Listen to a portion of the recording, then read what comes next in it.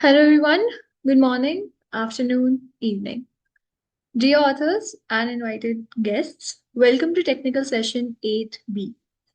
Myself, Priyanshi Goyal, and this session will be moderated by me. On behalf of Global Knowledge Research Foundation and GR Scholastic LLP, it is my great pleasure to welcome you all to the 10th International Conference on Information and Communication Technology for Competitive Strategies ICTCS 2025, Jaipur, India. The 10th edition of the conference is being organized in a hybrid mode. The physical event was held yesterday in Jaipur, India, and the virtual event is being held through Zoom today and tomorrow, that is 16th and 17th of December 2025. Sorry, today and yesterday, that is 16th and 17th of December 2025. I hope you will enjoy the knowledgeable and interactive sessions through the day. In this session, we have 10 presentations. Please note that each presenter will be given 10 minutes for the presentation and 2 minutes for question and answer. On 9 minutes, I'll raise a gentle reminder. It's a kind request to all the participants to please check their internet connections and their presentations so that there is no delay. Furthermore, please adhere to the timeline so that we can conclude the session on time. There's also another request to all the participants that you all stay connected with us till the closing remarks. If you have any queries or updates, then you can write it to me in the chat box. Just before we start the session, I would like to introduce you all to the chair for this session, Dr. Upesh Patel. Thank you so much, sir, for joining us. Dr. Upesh Patel is an associate professor and head at Charasat University, Gujarat, India. He is involved in teaching at UG PG level.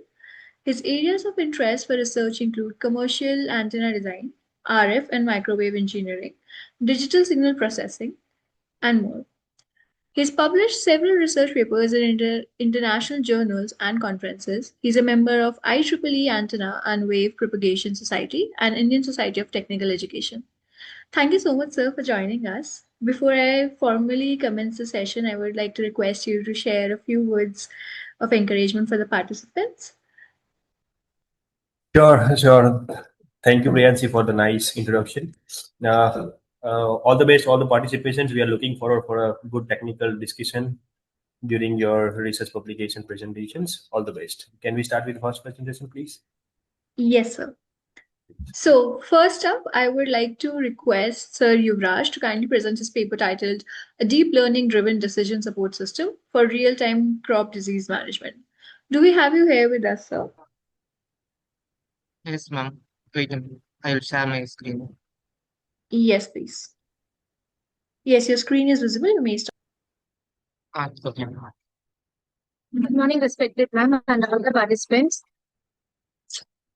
I'm Sindhu. Thank you for giving this opportunity to present our search work. Today, I will present our paper titled A Deep Learning Driven Decision Support System for Real-Time Crop Disease Management. This work has been carried out under the guidance of T. Nyanashekharan, who is our project mentor, as well as the team members.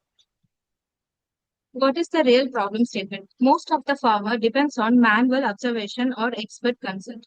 However, experts are not available, especially in the rural areas. This delay may be increased damage. That's why we felt the need of accurate real-time system identification, crop disease, and support decision making. Overall, our system is enabled to the real-time detection. And the objectives are, for our system, we have enable the real-time disease detection and reduce dependency on expert, provide immediate treatment, recommendation, and easy for the farmer for the use.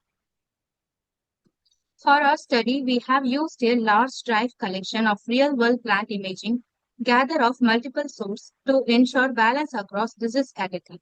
This disease class contains around 200 to 2,500 images capturing variation of light conditions, leaf structure, and different stage of risk, making the dataset representative of real farming environment. Before training, the data was careful, preparing an argument so the model would be handled. Variation in the field. The model was trained using the RoboFlow cloud platform. This is an 80 to 20 training validation split which provide a good balance between learning of sufficient data and ensure the reliable of performance evaluation, comparing to the small or large scale. Finally, we evaluate the system of using standard dedication metric, including map at 50 to access board disease classification of localization occurrence, ensuring the approach is reliable to the practical for real-world agriculture applications. Thank you. I now would request to my teammate Yuvraj to continue with the presentation. This summarizes the comparative performance of all the models using the evaluation metrics. Here, the four metrics have been used. The first one is MAP at 50%. The MAP at 50% is the golden standard metric in object detection, and by specifying the strictness of detection in the condition threshold. Precision is the measure that how far the model correctly detects. Since it recall is the parameter used to identify how many actual disease areas does the model catch. Here the F1 score is the harmonic mean of precision and the recall, which maintains the balance between them. In our results, we have achieved RoboFlow 3.0 and YOLO V8 achieved the highest precision and map, indicating strong detection reliability. And also YOLO V8 demonstrates a robust performance with balanced precision and recall, making it suitable for accurate localization. These examples illustrates successful localization under varied light and background. These bounding boxes accurately captures infected regions, demonstrating spatial precision. This is the output of YOLO V8, and this is followed by YOLO V Robo for 3.0 and YOLO V11. Yes, this is our model graph. Here we are mainly focusing on these three losses: box loss, glass loss, and DFL loss. The box loss means how accurately the model draws bounding boxes around the diseased region. And the class loss, it defines how well the model classifies which disease it is. DFL loss, it means how precisely the model learns object boundaries, especially important when disease symptoms are small, irregular, or overlapping. Here, in initial early epochs, we have high losses between 1.0. But as the later epochs, we have reduced the losses very much. These training losses are carried out with our data set while training the model. The validation losses were taken with the unseen images. The training curves shows steady reduction in training and validation losses with consistent improvements in precision recall and map. In recall and in precision, we are almost having stabilized high gain. We have also calculated a map in two different conditions. The first condition we have put is 50, where we attained a constant gain. While using the 50 to 95 condition threshold, we have got slight losses during the earlier and intermediate epochs. But as the later epochs, we have achieved a gain of 0.95. Yeah, here is a quick before after transition in disease detection. Before, we have to manually detect diseases, and there is no way to get advice to mitigate these diseases. Thus, may not aware of that a new disease is spreading in their region. Now, after implementing the AI with disease detection, it gives instant disease detection and also provides actionable treatments and fertilizer guidance. Here it provides outbreak alerts based on their location using GPS, which would be greater for the farmers. Further, it provides multilingual support and easy interface platform, so the farmers can easily access the application. And here is the UI UX design of our app. This is the home page where we in this page where we take the real-time photo and upload to the model. This is the result of the model where it identifies the disease and root cause. It will gives the treatments and fertilizers and all these things. We can even consult the expert in that field, or else we can use the community forum just like Reddit, where we can post our questions and the expert person or the well-known person will reply for it. This is the GPS-based outbreak alerts. Yeah, this is the multilingual interface where we can select multiple languages available here.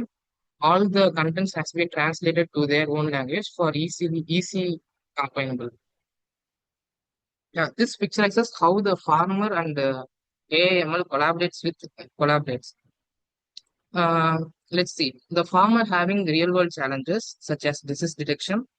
So he need a quick diagnosis technique, but he has the resource constraints and the language barriers.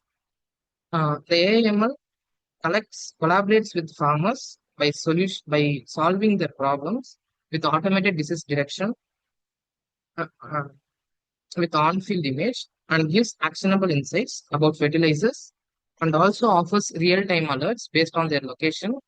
It also ensures the smooth interface with the farmers by using the multilingual support.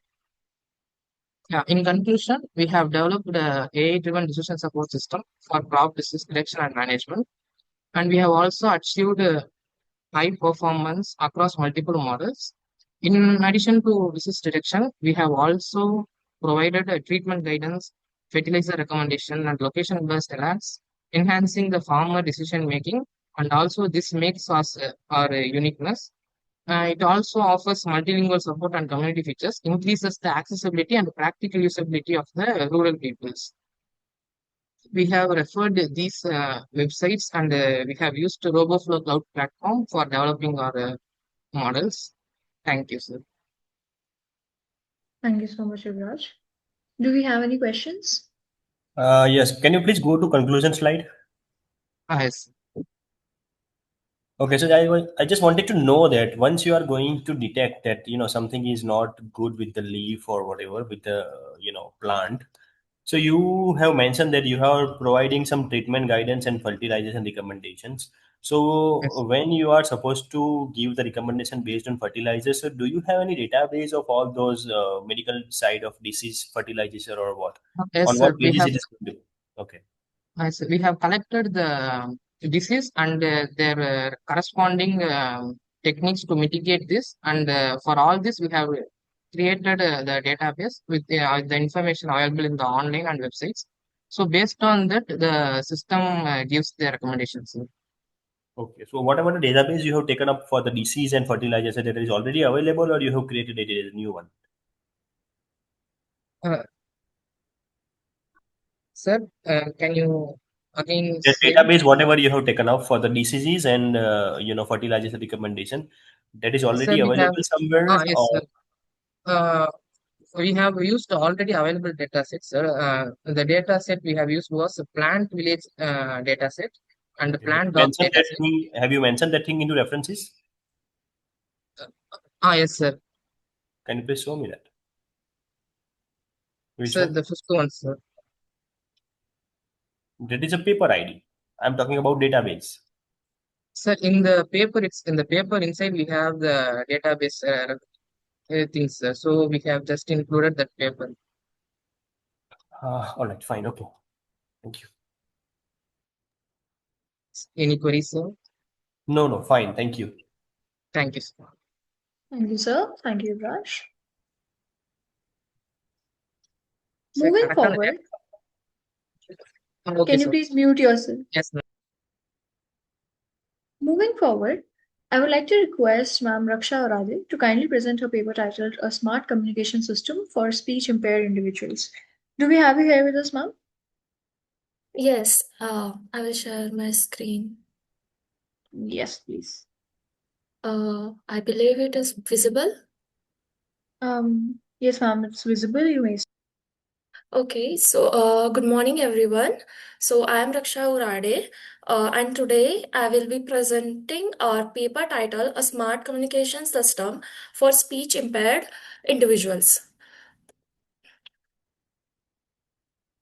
Just a second. So, communication is a basic human need, yet millions of speech and hearing impaired individuals still depend on sign language interpreters or familiar listeners. However, not everyone is learned and is everyone is aware about sign language, so they face a language barrier and communication barrier while interacting in their day-to-day lives. So this leads to like social isolation of these people. So our work aims to address this gap by proposing a low cost, real time and wearable communication systems. For this, we have done a literature survey and research on existing technologies and existing models that work on this particular area. So, most existing sign language recognition systems rely on camera-based approaches. While effective, they suffer from issues such as poor lighting conditions, privacy concerns, and limited mobility. On the other hand, glove-based systems offer reliable motion tracking but restrict user flexibility if used alone. Hence, there is a need for system that is accurate, robust, affordable, and adaptable to real-world environments.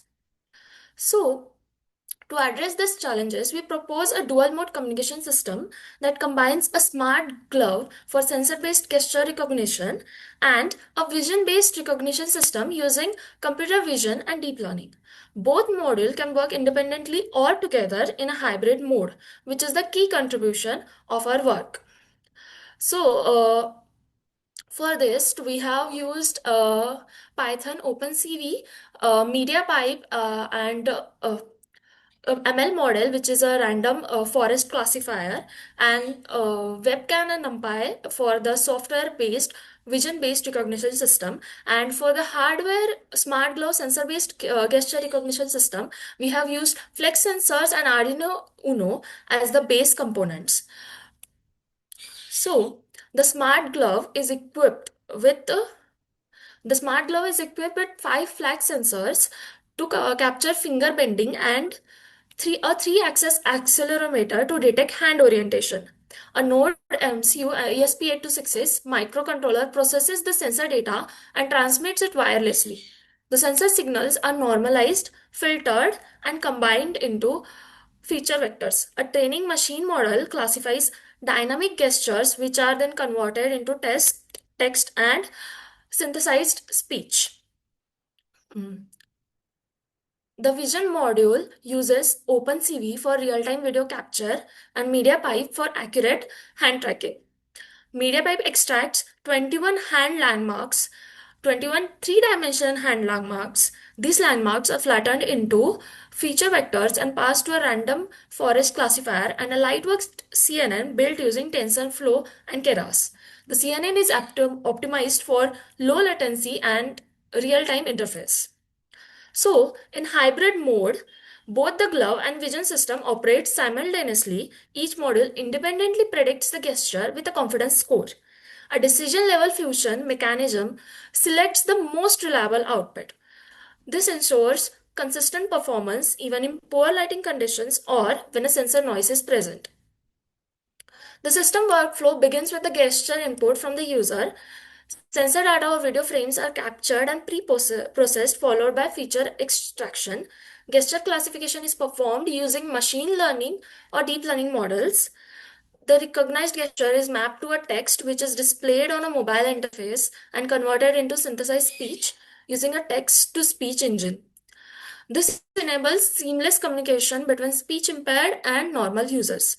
So, experimental results demonstrate a strong system performance as the Smart Glow achieved over a 90% accuracy for dynamic gesture recognition, and the vision-based system achieved over an accuracy of 97% approximately, and the average interface time was approximately 35 milliseconds with an end-to-end latency about 90 milliseconds, making the system suitable for real-time use.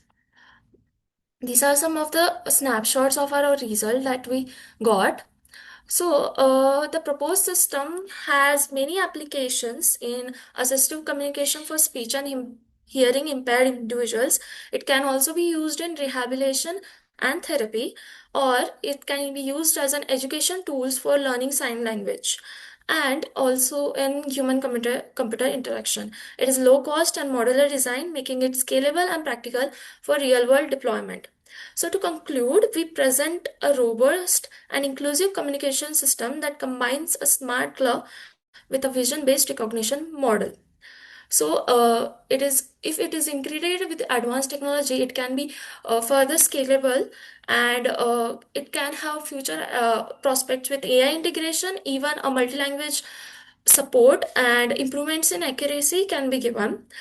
So in future, we plan to extend the gesture vocabulary, incorporate facial expressions if possible as well, and further enhance multilingual support.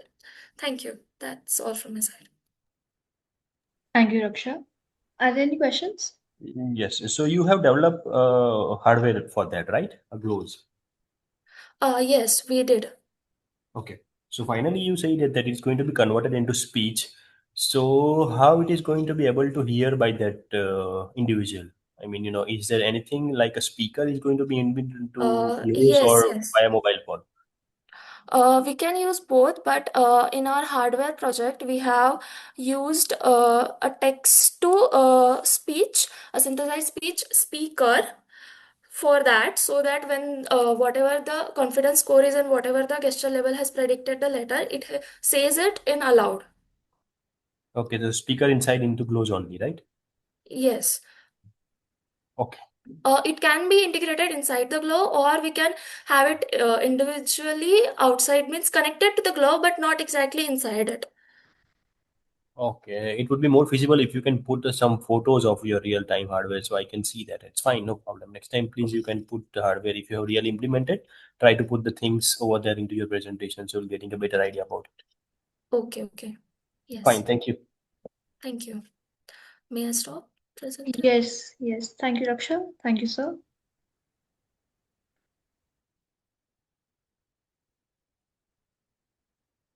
Moving forward, I would like to request Sir Narendra Kumar to kindly present his paper titled Adaptive AI Blockchain Framework for Threat Detection and Mitigation in IoT-Enabled Smart Cities. Do we have you here with us, sir?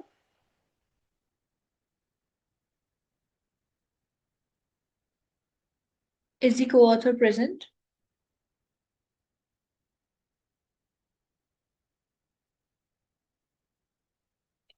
Since there is no response, we'll be moving forward.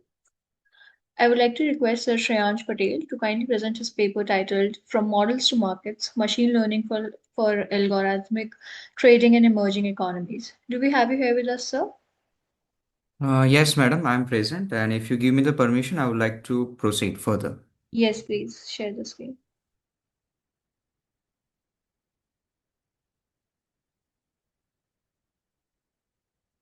Madam, is my screen visible? Not yet. Yes, yes, your screen is visible. You may. And okay, so can I proceed further? Yes, sir. Okay. So good afternoon to all. I am Shreyansh Patel. I am the student of KDPIT department of Charosat University in Gujarat in India, and I have researched regarding and my topic of my research paper is that from models to markets, machine learning for algorithmic trading in emerging economies.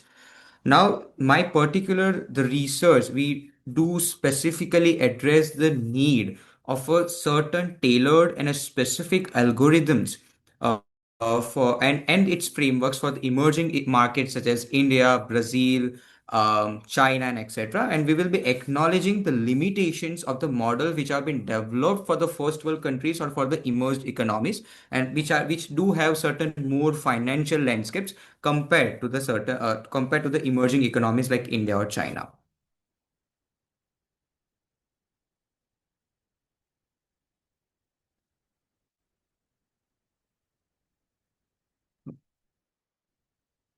Okay.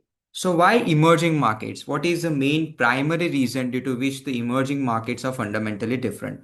Now, the liquidity challenge is the first point I would like to note. Now, in emerging markets, we do have a very lower trading volumes compared to that of the New York Stock Exchange or some exchanges in the European markets or in the American markets where there have been deep pool of the cash. We do not have a certain amount of liquidity available in the emerging markets. And moreover, the second point I would like to include is the heightened volatility. Now, in as we mentioned about the emerging economies such as India, Brazil, or China, we do not have a very stabilized form of a political leadership or political regime, and due to which there might be certain significant price swings and certain regime shifts, which demands that the model or the algorithm that we have been using of must be capable of the rapid adaptation. Third, the point that I would like to note is the data scarcity and noise. Now, we do have a very limited historical data which is of inconsistent quality and which do have a very high amount of noise level present in them, which makes the traditional model training and validation being more challenging. Evolving regulation. Now, in regulatory frameworks, especially in the emerging markets such as India and Brazil, they are often less mature and they are subject to very frequent changes. A one policy over the night could definitely change the way we were trading or we were executing our trades before on. So it does create a kind of an uncertain sandbox environment for the algorithms. So the key takeaway is that if we are directly applying the developed market strategies to EMs, it may lead to model fragility, suboptimal performance, and a nuanced approach. A more sophisticated approach, a dedicated approach for the emerging economies is to require. So that's what I'd like to proceed at how we can actually, make some our own method which have been specifically tailored on the inherent characteristics and which are suitable to the unique demands of emerging economies. First is supervised learning. For example, SVM and XGBoost. The good merits or the merits of the supervised learning is that they do have a very high interpretability. They are robust to noisy data and they are very strong for classification and regression tasks. Why it is good fit? Because it does offer us transparency and resilience, which have been very crucial for regulatory compliance and volatile condition. Second is deep learning, LSTM and CNN.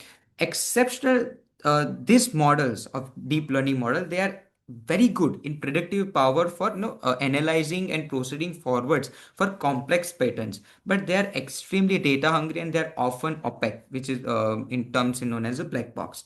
The challenging is it requires a large amount of vast amount of clean data, which interpretability and issues that hinder adoption despite of high accuracy potential. Third is reinforcement learning. Now, in reinforcement learning, we do have a direct policy optimization. It learns optimal actions through trial and error, which is the fundamental of reinforcement learning in dynamical environments. It's basically a high risk, high reward situation, but it is fragile and unstable and high volatility environment, which with emerging markets are definitely a high volatile and unstable market. And we do require a very constrained design to prevent certain adverse outcomes. The next is the comparative evaluation framework, the trade-off metrics. Now, our evaluation criterion considering the which method would be the best suitable for the emerging economies. The evaluation criteria are as follows: as their predictive power, their interpretability, their robustness, and their computational cost. Now, the key findings for the emerging economies that we have learned that deep learning, it has achieved over 81.4 accuracy on the Nifty 50 index, but it failed regulatory reporting due to its black box nature. As we all know in the emerging economies, as we have SEBI, and there are certain regulatory boards, so we do need to show them that what was the actual reason behind which the particular algorithm made a particular trade. Now, due to that fundamental nature of deep learning or LSTM nature and owing to its black box nature, we are unable to explain to the compilatory and to the regulatory boards. Therefore, XGBoost or the supervised learning method, they demonstrated an optimal balance between both about the accuracy and maintaining a transparency. That is what the XGBoost provides us, and it is very important that emphasizing it the raw accuracy, that how much accurate our models are on the market is not the sole determinant of success in a very regulated and very volatile environment. So, how we are going to actually implement this now from model to live data trading. So, first of all, here are the 5 steps mentioned. Let me go through in the very brief time. Data engineering. So, we will be considering a very pre-processing techniques which are essential to handle inconsistent data quality and sudden discontinuities in typically emerging market data sets. Then we'll be using feature engineering. So we'll be integrating alternative data sources like the sentiment analysis, which primarily focus on NLP from local news and from macro signal, which are bond yields, inflation to enrich the predictive features. Then leveraging the generative adversarial networks to augment spares a historical data set which will be further improving the model training in data poor environments. Then the last second step would be model training and optimization. We'll be iterating model development, focusing more upon hyperparameter tuning and architecture selection optimized for EM characteristics. Now, at the last, execution and post-trade analysis, seamless integration with the current trading systems, followed by continuous monitoring and performance analysis to refine our strategies. Now, the validation or the stress testing is fundamentally very important. Now, if we are not going for a certain amount of validation on our pipeline, as we just mentioned, then this is completely flawless. So, what are the common pitfalls, which our algorithm trader might face? Now, overfitting. So, when the models are very too specialized to historical data, they might fail in the new market regimes, as there might be certain techniques or certain learning of the patterns which are not now in the current scenario, not even yielding or not even being fruitful. Look ahead bias. This is one of the most primary reasons or one of the major reasons of the common pitfall, which will be using the future information irrelevantly during the backtesting, ignoring transaction cost. There is underestimating the impact of commission, slippage, and bid expect. So, what our solution actually looks like. So, rolling out window optimization to simulate live trading condition and adapt to the evolving markets. We will be also considering the worst case scenarios, including market crashes, liquidity shocks, freezing of funds to assess the model resilience, that how does the model actual performs when the conditions are very adverse. Risk adjusted returns. Now we will This be is a gentle 9 minutes reminder. yeah, okay, prioritizing metrics like sharp ratio or raw profit. So future research directions of how do we go from here. We'll be more focusing on utilizing techniques such as Sharp and Lime to interpret deep learning models. We will be then developing the RL agents with inherent constraint that explicitly prioritize the downside protection and capital preservation in the model environments. So that was all from my side. Okay, Shreya, so have you, I mean, already have implemented such algorithm somewhere and have you checked out the results? No, sir. Actually, the implementation of this algorithms I have not personally tested it, but yeah, I have do taken the reference from the people who have actually implemented this supervised learning methods. Correct. And you have mentioned somewhere that it is going to be give you current statistic or regular updates on that. So for the any particular script, if you find that there will be a major loss or major benefit, so that regular recommendation or any alerts are going to be generated over there or not? Oh, definitely, sir. In our Hmm. the as I mentioned about that sentiment analysis, that considering certain frequent changes or certain upcoming losses, the model or the algorithm will be trained in a such a way that it will be adapting to those future environment that may happen. All right. Okay. Thank you, sir. Thank you, sir. Thank you, Shreyansh. Moving forward, I would like to request Sir Mahendra Hiwale to kindly present his paper titled Greenhouse Monitoring with Plant Disease Classification Using Deep Learning. Do we have you here with us, sir?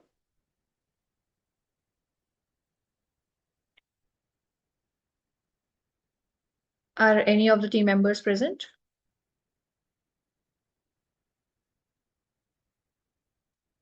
All right, since there is no response, we'll be moving forward. I request Ma'am Bhagyashree to kindly present her paper titled Harnessing AI and Gen AI for Cybersecurity, Opportunities, Challenges, and Tri-Hybrid Innovations. Do we have you here with us, ma'am? Yes, ma'am. I'm available. Yes, ma'am, you're audible. You may share your screen. Yeah. Okay, ma'am. Am my screen is visible, ma'am? Yes, ma'am, your screen is visible. You may start. Thank you. Good afternoon, everyone. This is Bhagyashree, working as assistant professor in Usharama College of Engineering and Technology, and I am pursuing PhD under the guidance of Dr. C.H. Rupa in JNTU. So today I am going to talking about. One sec.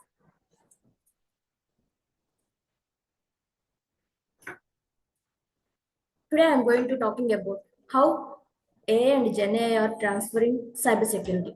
Cyber attacks are increasing day by day. At the same time, AI is becoming more powerful. So AI is playing two roles in cybersecurity. One is defender, and other side is a tool of attackers.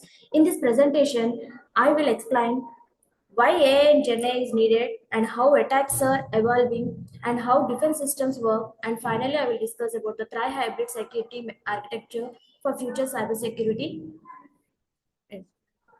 And coming to introduction, harnessing AI and Gen AI helps in intelligent threat detection, real-time monitoring, and automatic responses. But Gen AI can simulate the attacks, generate training data, and improve preparedness. However, attackers are also using Gen AI to create phishing emails, deepfakes like voice calls and video calls, and advanced malwares. So while AI improves the security, it also introduces the new risks.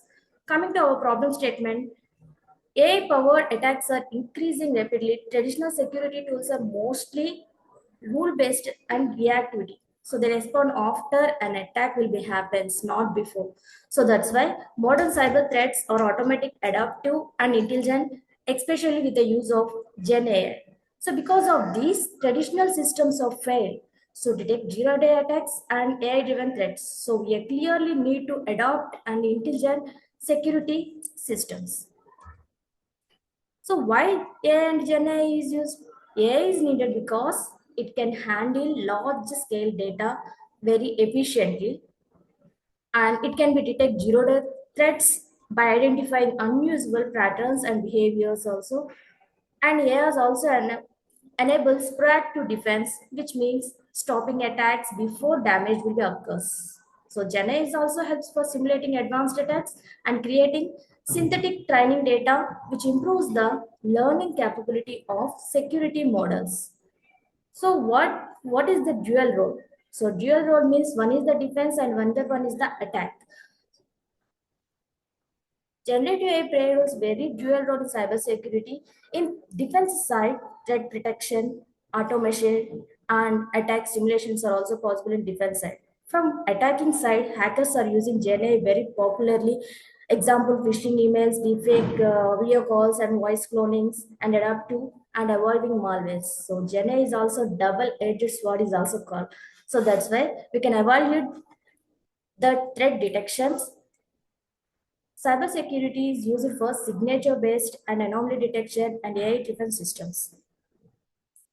Today, we use AI-driven adaptive systems that continuously learn from new data. These systems are improved over time and adapt to new and unknown attacks also. So, coming to core AI techniques. Several AI techniques are used in cybersecurity, machine learning and deep learning. In these areas, convolutional neural network and recurrent neural networks and transform also uses and also used for malware detection and intrusion detections.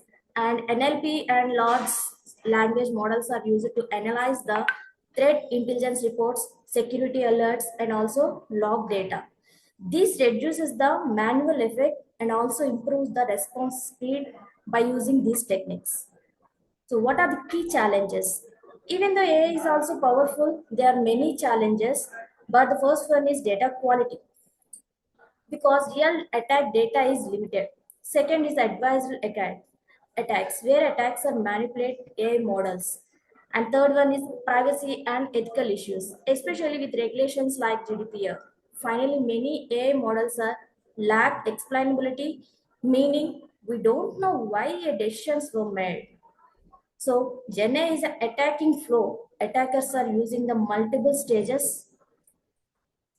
First is recurrence, where AI gathers information automatically. Next, AI generates the phishing emails, video calls, and audio calls are deep faking content, and then comes malware executions, where malicious code is deployed. Finally, attackers are use AI as a vision, continuously changing the attack to avoid the detection. Coming to defense flow, AI-based defense systems follows the structure flow. First, there is a data ingestion from multiple sources. Then AI models detect anomalies and threats. Next, Gen AI simulates the possible attack scenarios. Finally, the system initiates the automated or human assistant response. This makes the defense faster and smarter. So then we can use the tri-hybrid architecture. Tri-hybrid architecture overcome those limitations.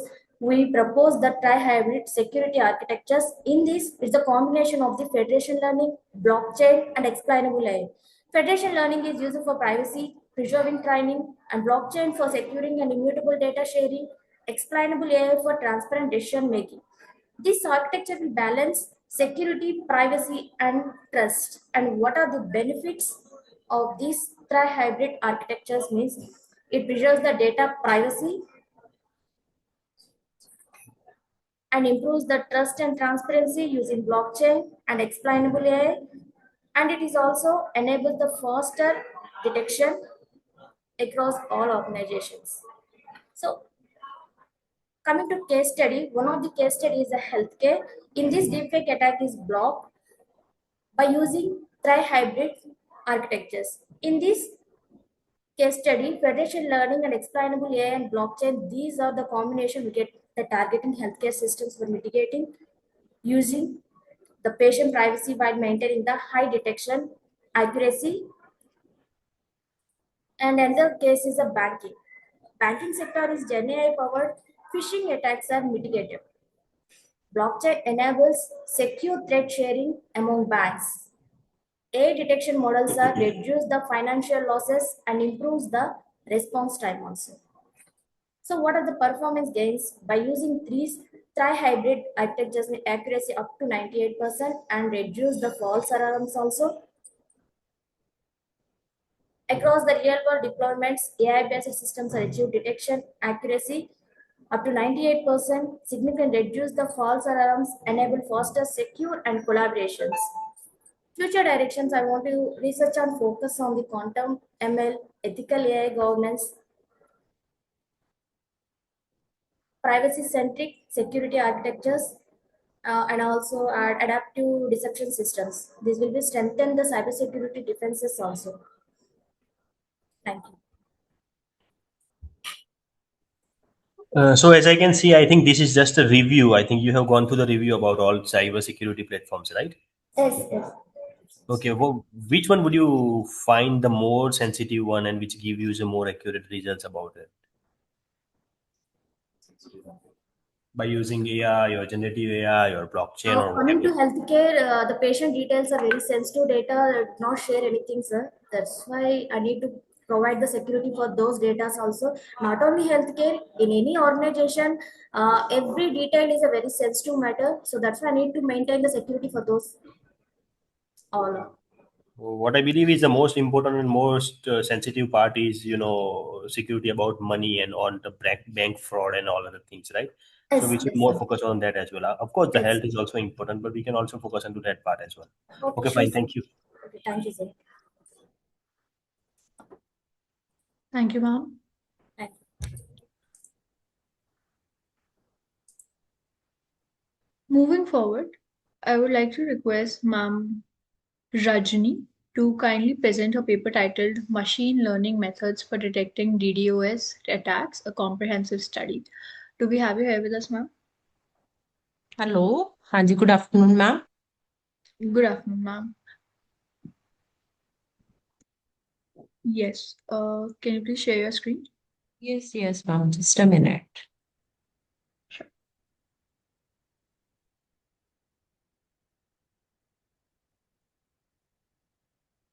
Good afternoon, all present. Today, Yes, my ma'am. Your topic screen of is visible. Yeah, uh, please. today my topic for presentation is machine learning methods for detecting DDoS attacks. This paper is just a review paper. So, first of all, I would like to present what is DDoS. A DDoS attack often entails the flooding a target server, network, or service with the excessive traffic from the various sources, which can be performed by exploiting infected device in a massive botnet. A DDoS attack successfully cripple the online services by depleting the network resources and reducing the service availability, causing the significant financial and reputational damage. So this picture show how the DDoS attack is performed, attacker user controller, and this is basically the DDoS attack performed in SDN network. So the attacker used the botnet to perform the DDoS attack on the target system. Traditional DDoS detection solution, which are the signature-based detection and the rule-based system, are ineffective against these developing attacks because attackers nowadays use the advanced approaches such as the multi-vector DDoS attack, which combine the many sort of attack methods to making detection difficult. So the adaptive nature of attacks and their capability to morph dynamically render the traditional defensive method, which are typically static and ineffective. So as a result, businesses need more advanced detection techniques that can adapt to a new pattern and detect the abnormal activity in the real time. Machine learning has emerged as a promising approach for DDoS detection, offering the ability to analyze the large number of network data, recognize the complex attack patterns, and respond to the threats in real time. Machine learning techniques, by training on the diverse data sets, can learn the distinguishes between the legitimate and the malicious traffic and adapt to the new variation of DDoS attack without relying on the predefined signatures. These are the types of DDoS attacks. Volumetric attack, which further these are divided into UDP floods and the ICMP floods. Protocol attacks, which are the SYN attacks and the SMERF attack. Application layer attack. First one is the HTTP floods, DNS amplification, and the slowest attacks. So these are the basics of machine learning. Supervised learning. In this method, a model is trained on labeled data set, with each occurrence classified as a normal or malicious traffic. Once trained, the model can use the learned pattern to classify fresh or previously unknown data. Techniques, these are the SVM, that is the sport vector machine, random forest, and the logistic regression. Unsupervised learning. In the unsupervised learning, techniques does not require labeled data. Instead, it searches for the pattern or the anomalies in the data itself. So two techniques come. These are the k-means clustering and the DB scan and the anomaly detection. The third one is the feature selection. In context of DDoS detection, feature selection helps in identifying the most relevant network traffic feature, such as like the packet size, flow time, protocol type, which contribute to distinguish between the benign and the malicious traffic. Effective feature selection minimizes the computational strain on the machine learning algorithm, resulting in improved real-time detection performance. So the principal component analysis and the correlation feature-based selection are the two methods for refining the input data for machine learning models. The last one is the deep learning. Deep learning technique include the CNN and the RNN have gained the attention for the DDoS detection because of their ability to process large amount of data and recognize the complex pattern in the high dimensional data sets. These are the review-based basic techniques, or the traditional DDoS detection method are the signature-based detection and the heuristic-based detection. Signature-based detection use the attack pattern based on the previously collected data or the predefined attack signature, while effective for detecting known attacks, but it fails to face the new or the evolving threats. Second one, use the rule-based system to detect the patterns or the deviations in the network traffic. These methods are less resource intensive than the signature-based method, but may still struggle with the evolving and the sophisticated attacks. So the anomaly detection is one of the mostly used machine learning algorithm for DDoS detection. In this, a pattern in the network traffic used to know the behavior of the traffic. Abnormal traffic is identified as a suspected DDoS activity, and these techniques come the statistical method. These methods analyze the traffic pattern and compare them to the predefined statistical models. Neural network, unsupervised neural network like autoencoders are also applied to analyze the detection in the DDoS attacks. These networks are trained on the reconstruct normal traffic data. When the reconstruction error is high, it signals as an anomaly. Classification models are the decision tree. That is the random forest, and the classification and regression tree, sport vector machine, logistical regression, and the k nearest neighbors. And the cluster techniques, two techniques come. K means clustering, and the DB scan. K means cluster. K means is one of the simplest clustering algorithm used in DDoS detection. Algorithm divide the network traffic into K cluster based on the similarities in the traffic feature, like the packet size, flow directions, duration, outliers, or the anomalies that do not fit into any cluster are flagged as potential DDoS attacks.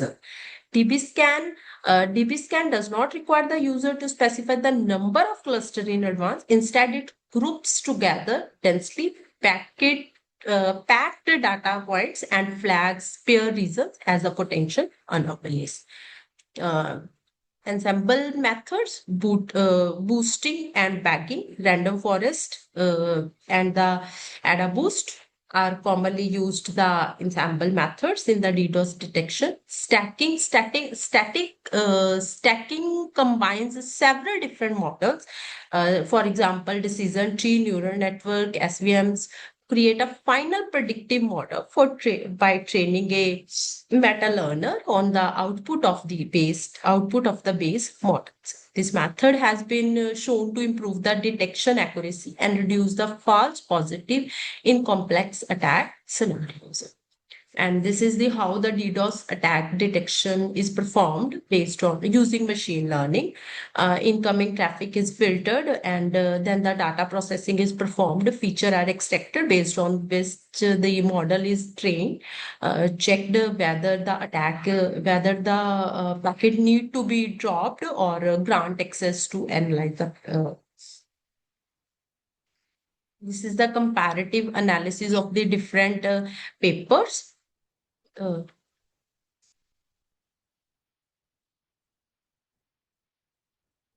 These are basically the discussion and future development. Some of the strength is the scalability. Machine learning models, particularly the deep learning methods like the CNN and the LSTM, excel at processing the large amount of network traffic data. Their ability to identify the complex patterns in the high dimensional data makes them suitable for real-time detection in large network. Adaptability, machine learning models, those based on reinforcement learning and the GANs have demonstrated promising result in adapting to a new attack strategies, improved accuracy in a method based on the XGBoost and the random forest have been shown to provide high detection accuracy by combining the multiple models. Weakness, data imbalance, because the data are from the multiple models. One of the primary challenge faced by the machine learning model in DDoS detection is the data imbalance. Attacks tend to be much less frequent than the normal traffic, which can lead to a high false positive rates. Models like the KNN are particularly susceptible to this problem as they rely heavily on the balanced data set, high computational cost, and the overfitting. These are the three weaknesses. Several areas where the further investigation is required. Unsupervised learning, which do not require the labeled data, are gaining the popularity but have yet to be thoroughly investigated. These models may provide the solution to the data labeling problem, perhaps undiscovered or changing the attack patterns without requiring massive label dataset, synthetic dataset, transfer learning, and the hybrid models. Conclusion, machine learning algorithm represent a a possible alternative to classic DDoS detection approach. These methods, which include anomaly detection, classification, clustering, and the ensemble technique, offer adaptive data-driven methodologies for detecting both known and unexpected attack patterns. Each strategies have the merit and This is a disadvantages, and nice reminder. their efficiency is determined by criteria such as the availability of labeled data, complexity of attacks, and the computer resources necessary for model training. A mix of these strategies adapted to the individual requirement of the network environment and is expected to provide the most effective defense against the growing threat of accidents. And thank you so much, ma'am. Thank you, ma'am. Are there any questions? Yes. You have mentioned so many references inside the presentation. So if you are mentioning Sir. references, you have to put at the last all those references. Otherwise, there is no point to put down into presentation. Number one. Number two is, I mean, what are the latest paper you have referred for all these comparative study? Sorry, sir, what you say? What are the latest paper you have studied for this comparative study? So latest, actually, I have read papers up to 24. Fine, fine. Because these particular techniques are so emerging that every 2 months there is something new coming out into market. So when you are Yes, going to sir. go for a comparative study, you have to go with the latest one of a last month only. It's a recommendation. Okay, sir. Okay, thank you so much, sir. Thank you. Fine, fine, thanks. Thank you, ma'am. Thank you, sir. Moving forward, I would like to request Ma'am Gumari Bhavyashri to kindly present her paper titled Smart Fertilizer Recommendation System with Multi-Output ML for Predicting Type, Quantity, and Application Cycle from Soil, Crop, and Environmental Data. Do we have you here with us, ma'am? Yes, yes. Uh, yes, you can. Can you please share your screen? Is my screen visible? Yes, ma'am, your screen is visible. You may start. Yeah. Good afternoon, everyone. I am G. Bhavyashree, and my co-author G. Ramya is here to present our paper.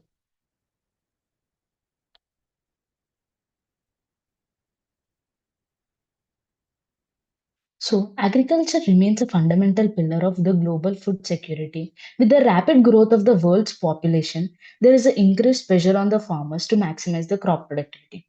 Fertilizers play a crucial role in enhancing yields. However, their excessive use and improper usage has resulted in several challenges, including soil nutrition imbalance, contamination of the water resources, and environmental degradation. Existing fertilizer advisory systems are largely generalized in nature. They often fail to adapt to crop growth stages and typically provide only single output, such as fertilizer type or quantity. These limitations highlight the need for the more intelligent and adaptive decision support system. So, our goal is to address these limitations. We propose a multi-output fertilizer recommendation system based on the machine Your learning. slides are Unlike the we can see only title slide. would like this only? You can just put it on slideshow. Maybe it's in Yeah, the I tried, down. but it isn't Okay. moving forward. All right. So Can you just keep changing the slides. continue like? Yeah, thank you. All right. So, to address these limitations, we propose a multi output fertilizer recommendation system based on the machine learning. Unlike the conventional approaches, our system predicts four interrelated outputs simultaneously: the fertilizer type, recommended quantity, crop cycle, and contextual cycle descriptions. So, the model utilizes eight input features, including temperature, humidity, soil moisture, soil type, crop type, and NPK nutrition concentration. The target variables here consist of the fertilizer type, application cycle, fertilizer quantity, and cycle descriptions. The feature important analysis revealed that the phosphorus concentration is the most influential predictor. This is said using the random forest.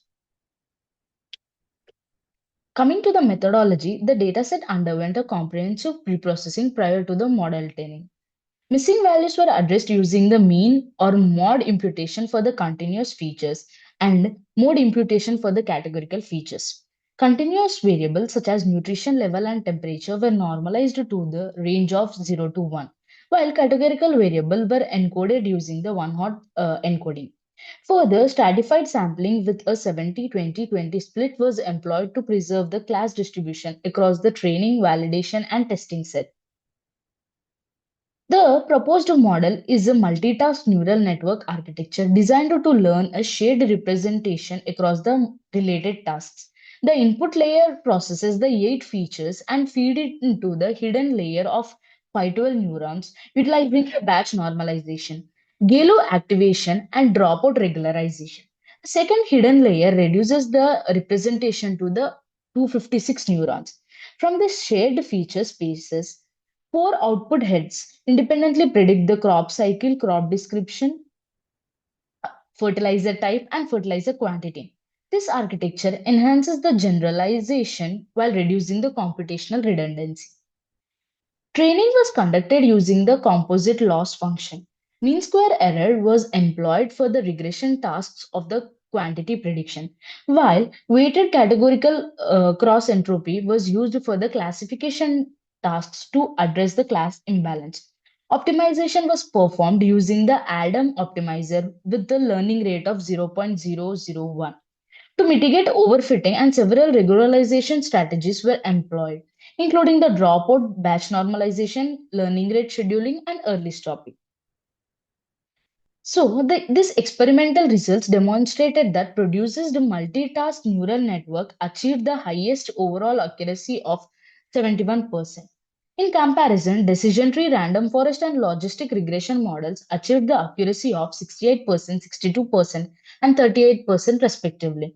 These findings validated the effectiveness of the multitask learning, as the model benefits from the shared representations across the regular agricultural prediction tasks.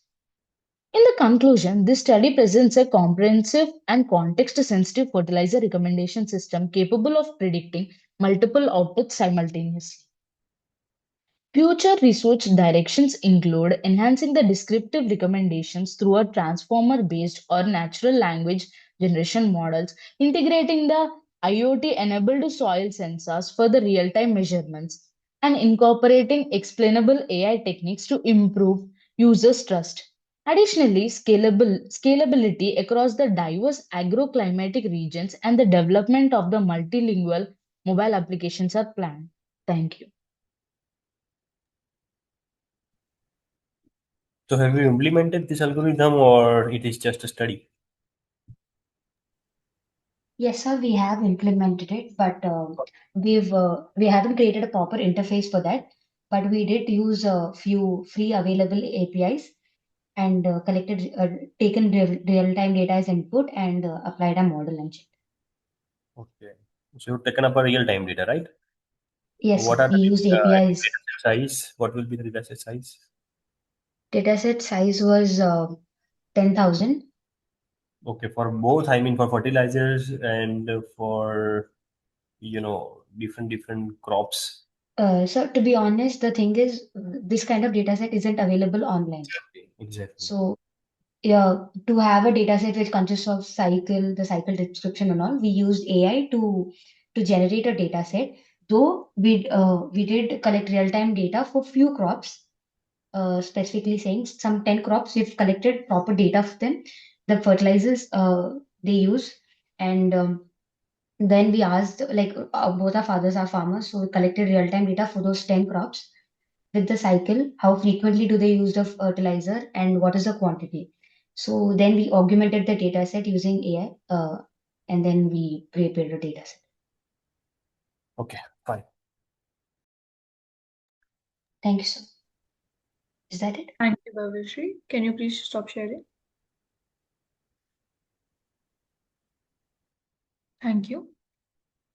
Moving forward, I would like to request Sir Mazuddin to kindly present his paper titled TANZAD Transformer Auto Encoder Network for Zero-Day Attack Detection. Do we have you here with us, sir? Yes, I'm available. Very good afternoon, ma'am. Thank you. I will share my screen right now. Yes, please. Is my screen visible, ma'am? Yes, sir, your screen is visible. Please put it in slideshow Uh, mode. Thank you. You may start. a very good afternoon to one and all, and myself, Mohammad Moizuddin, and I'm a research scholar in Nurul Islam Center for Higher Education. Okay, and also would like to thank the ICTCS community members that they have given me the opportunity to present my work. This work is uh, related to the Tanzad system, okay, and this is the research experimental paper which I have submitted in the conference, okay. A transformer autoencoder network for zero-day attack detection, that we call it as Tanzad. We have given the name like a Tanzad. Am I audible to you, ma'am, before I proceed? Yes, sir, you're audible. Okay, thank you, ma'am. Yeah. So in today's agenda, we'll covering the introduction, motivation, the problem statement, and the proposed Tanzad framework with the experimental setup and the results, as well as the comparison. So coming to the Tanzad, before this one, I would like to explain like zero-day attacks. Zero-day attacks represents one of the most critical challenges in cybersecurity, as they exploit previously unknown vulnerabilities, often remaining undetected. Why? Because their consequences include financial losses, disruption of the critical infrastructure, sensitive data, and that will also affect the organizational reputation, because data is one of the important assets for any company, any organization. So what we thought, we should come up with a new system, new work that can solve this problem. To solve this problem, we propose a new system called Tanzad. Okay, and here in the motivation and in the problem statement, I will let you know that why we have chosen this Tanzad transformer autoencoder network for zero-day attack detection. Actually, in this Tanzad framework, Tanzad integrates denoising, variational feature learning, manifold preservation, and transform-based temporal modeling with an adaptive feedback loop. This combination allows the robust zero-day attack detection with minimal labeled data, which is not addressed by the existing models. So even the advanced models such as transformers and autoencoders, they cannot fully recognize the zero-day attacks. So to overcome these limitations, what we done, we came up with the framework that we call it as Transad. Now, before this, we have gone through some literature or survey and the related works. So, in the related works, in the recent studies, whatever covered on this zero-day attack detection, what we have noticed that recent studies point to a clear move toward unsupervised and proactive methods for detecting zero-day threats. So, going with a detailed review of AI-based hybrid and meta-learning methods, what we found that the key challenges such as heavy computational demands and weak performances against unseen attack types. Okay, these are the one of the things that we need to be covered. Of course, we have the existing models that can detect, but not fully.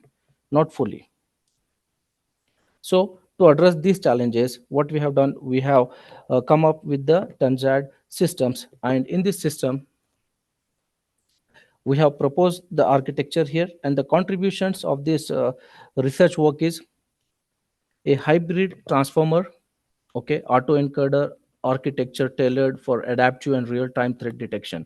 Right now on my screen, the framework is there. This is the core element. This is the core element of this of our research work. In this core work, we have three main contributions, that is hybrid transformer, integration of UMAP, and the steam model. So first one, coming to the first point, network data. If you see on the screen here, network data. In this network data, what we are doing, we are collecting the raw network traffic, okay, from the system. Then we are feature extraction and normalization. Important traffic features are extracted and scaled so that they can be learned effectively. Further, in UMAP, what is done further reduces the feature dimensions, preserve the structure of the data, making patterns easier to separate and visualize. Then we have steam model, transformer plus encoder. This learns time-based patterns using attentions, reconstruct normal behavior, highlights unusual activities, This is done in the STEAM model. Okay, then coming to anomaly scoring measures how different the current behavior is from normal, produces an anomaly score, then provides attention views or drift signals that help us to understand why an alert was raised. Okay, why an alert was raised at the time when the attacks is going to be happen, or at the unusual behavior pattern. So we also provided with the feedback mechanism. This uses misclassification and drift disease detection, updates refined features, and to adapt a new attack behavior. In this one, first we clean and reduce the network data, then use attention based temporal modeling to detect anomalies, and finally a feedback loop helps the system adapt to new attacks. So overall, in this architecture, Tanzar architecture, it cleans and compresses network data, learns temporal patterns, scores anomalies, and continuously adapts to detect zero-day attacks. Now moving to the second core element,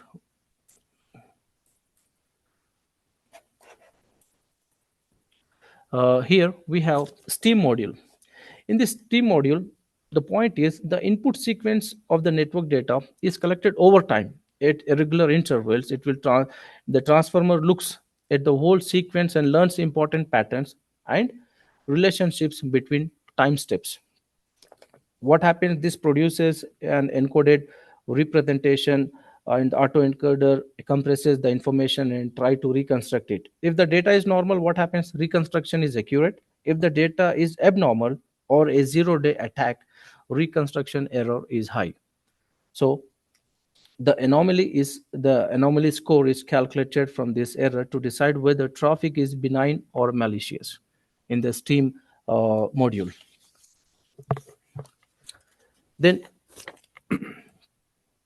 the main characteristics of this framework, it supports unsupervised and semi-supervised learning, like discriminative statistical and temporal features are derived to capture traffic behavior relevant to attack patterns and detect zero-day and evolving threats. That requires like classifies traffic benign or malicious with the capability to identify previously unseen attacks, requires minimal label data.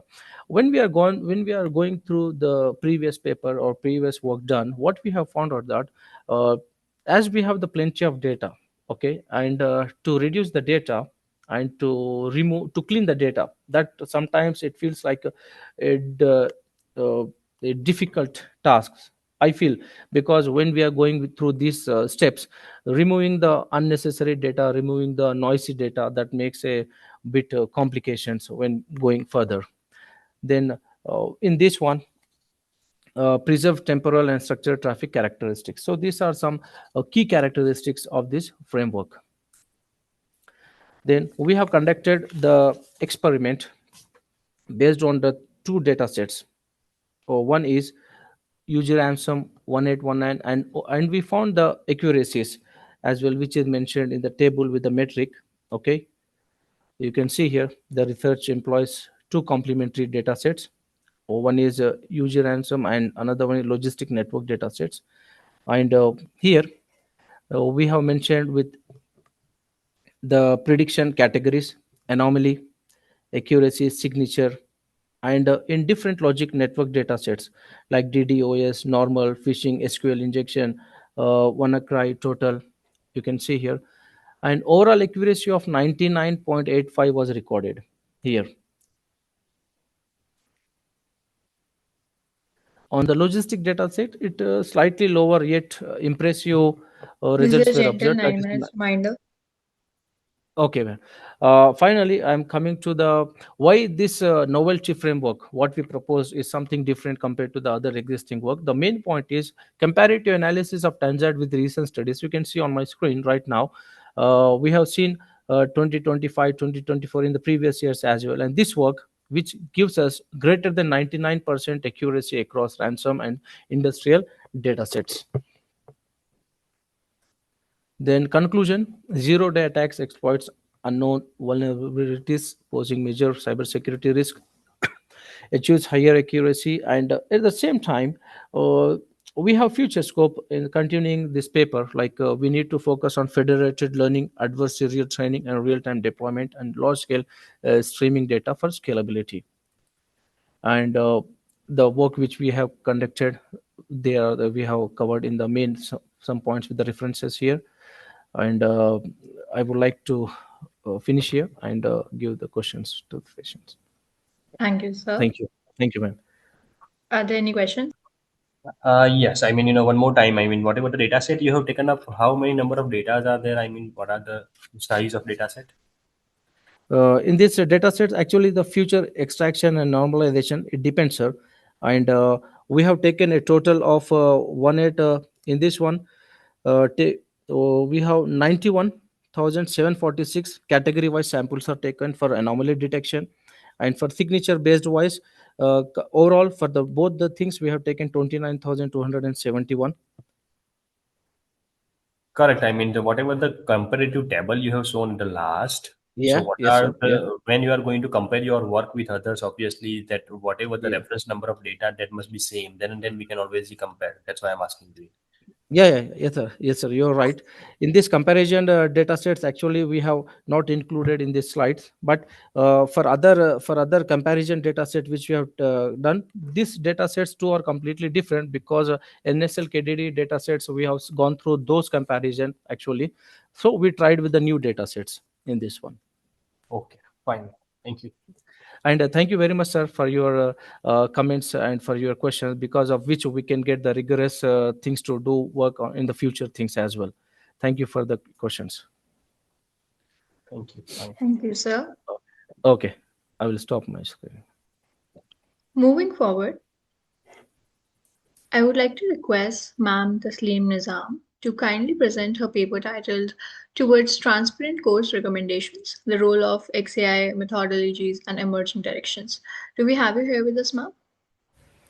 Good afternoon, everyone. So this is Taslim Nizam. I'm sharing my screen.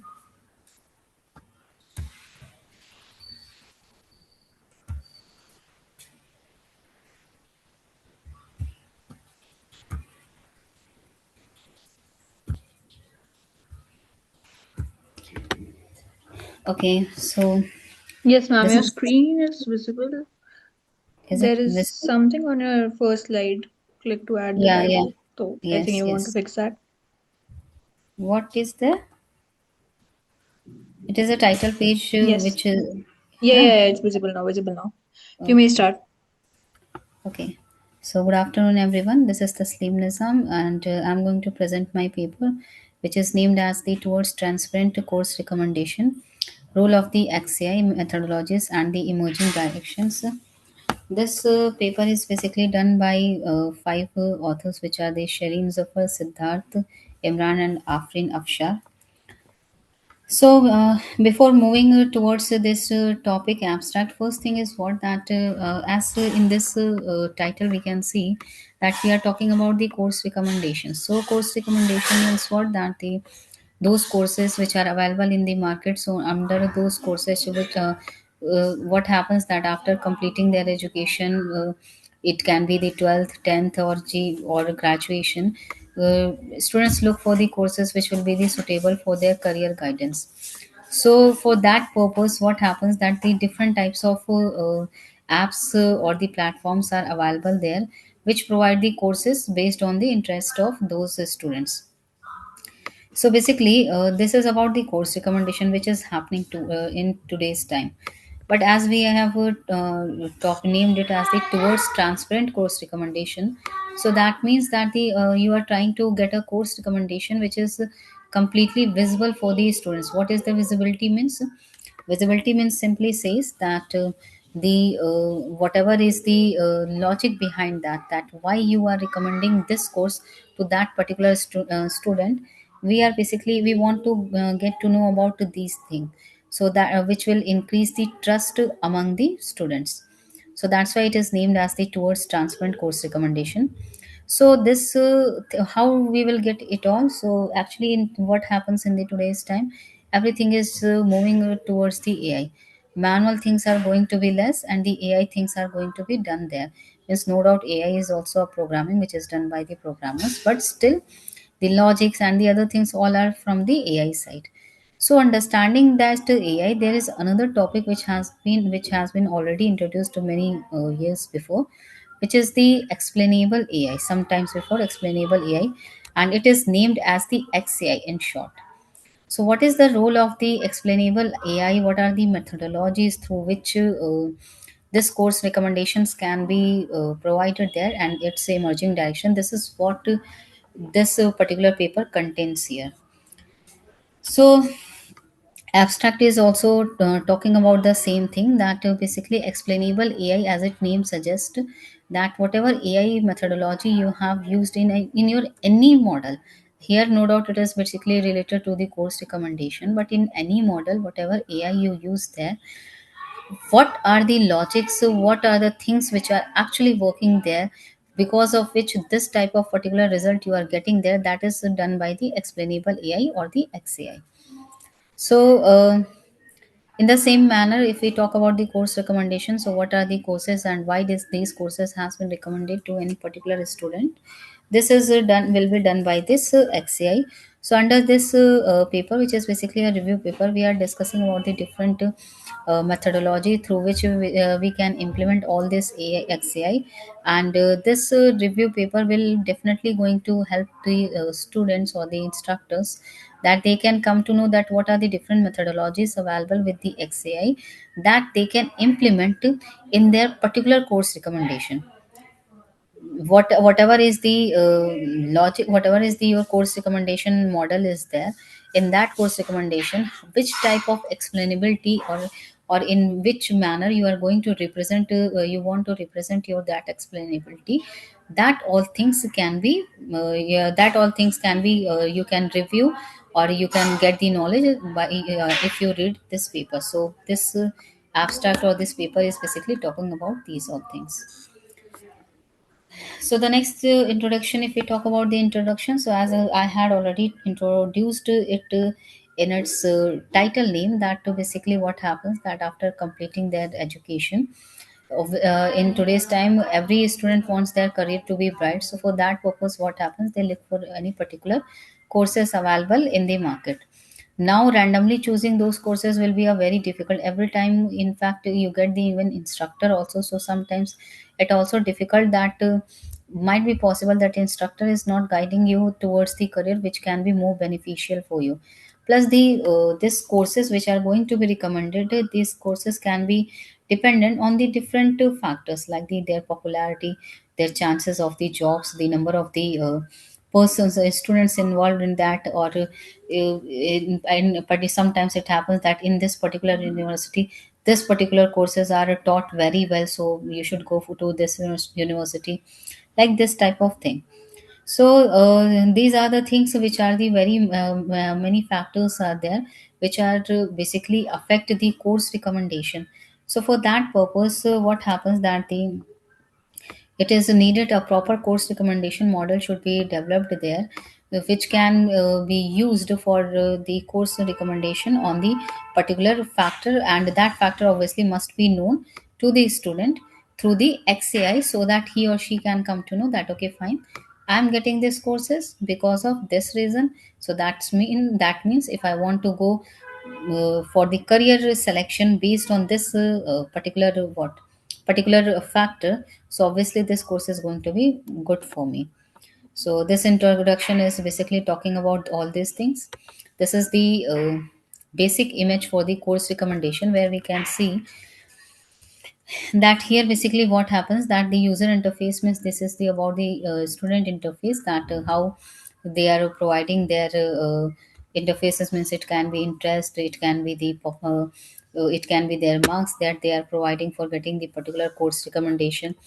And after that, what is through this feedback loop, what happens there, that the whatever data they are getting there, these feedback loops are getting that data again and again, means if they want user want to interface change its particular interface factor, so that can be provided here also. Then after that, data collection is going to be done there. Data collection means what? Whatever data has been collected of that student, and then after that, what will happen? That the explanation module, this data collection will be provided to the explanation module, which is the XAI. Then this data collection is provided to that the recommendation engine or the recommendation model that you have created through the AI.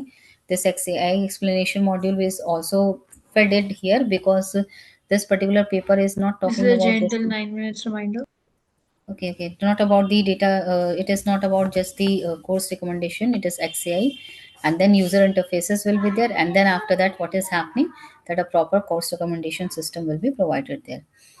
Now, this in this background study or the literature survey, we have done so many papers. Not only this, which has been provided here in this PPT, but more than the 60 papers have been studied for this purpose. In which basically it is highlighting all those papers which have been done based on the course recommendation. But what are the some course recommendation courses were having some negative points in it, which has been which has been collected from here, that okay, because of these negative points or these lacks, we need to have a XCI with their course recommendation system.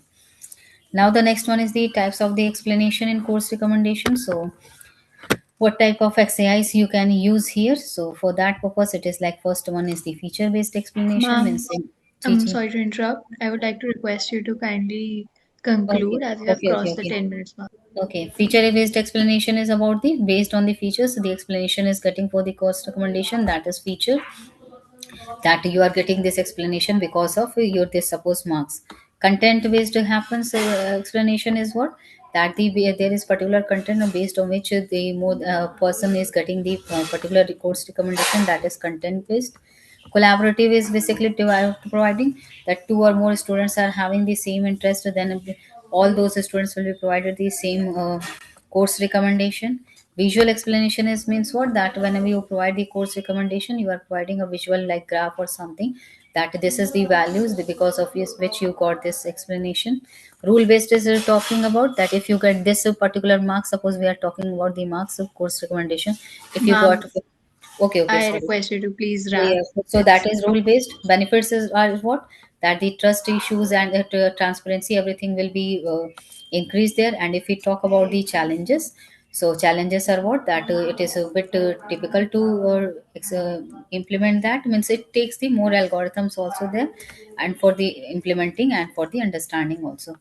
Conclusion is what? That obviously if we are implementing this type of course recommendation using XCI, so it will be very beneficial for our community. And future direction is what? That the future research should be developed with this type of XCI, in which it can be more interactive, graphical based, or the marks or the this interest should be also included with the XCI.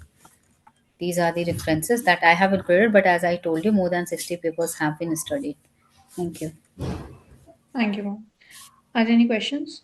Okay, fine. So I think you have mentioned that it is going to give you the recommendation about the course selection. So what are the basic information student has to fill in now to get the exact recommendation?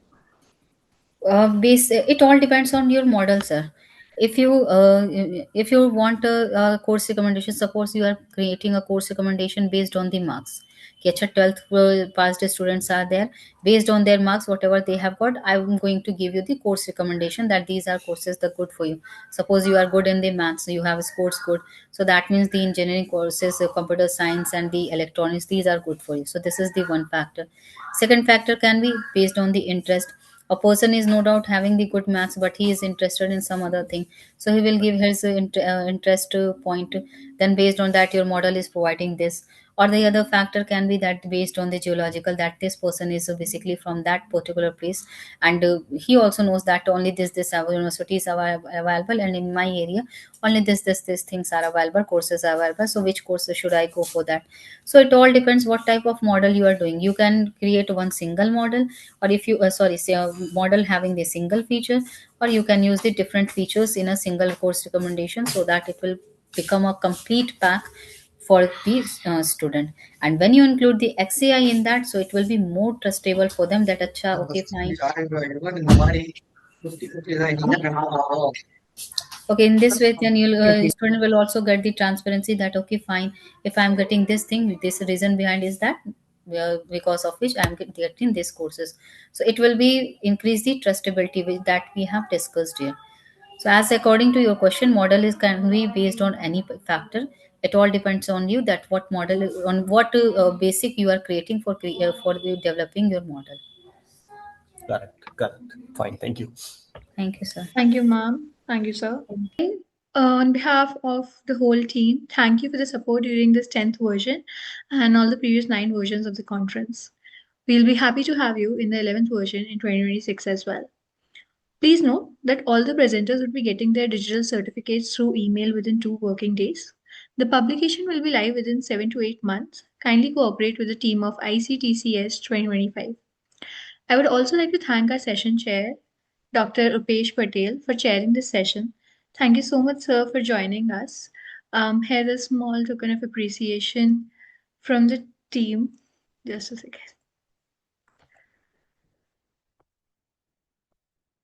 Yes. Here's a small token of appreciation from the team of ICTCS 2025 and Global Knowledge Research Foundation and partners. And thank you so much for your valuable presence. I would like to request Sir to add any closing remarks before we formally conclude the session. Thank you. Thank you for this token of appreciation. Thank you all the authors for sharing your insights towards recent technology. All the papers, articles are very good in nature, of course. Wish you all the best for the future article writing. See you into upcoming session. Thank you. Thank you. Thank you so much, sir. Thank you, everyone, for joining us. Before I end the session, I would like to request everyone to kindly open their cameras so that we can take a quick snapshot of this session and then we can end. Yes, thank you so much.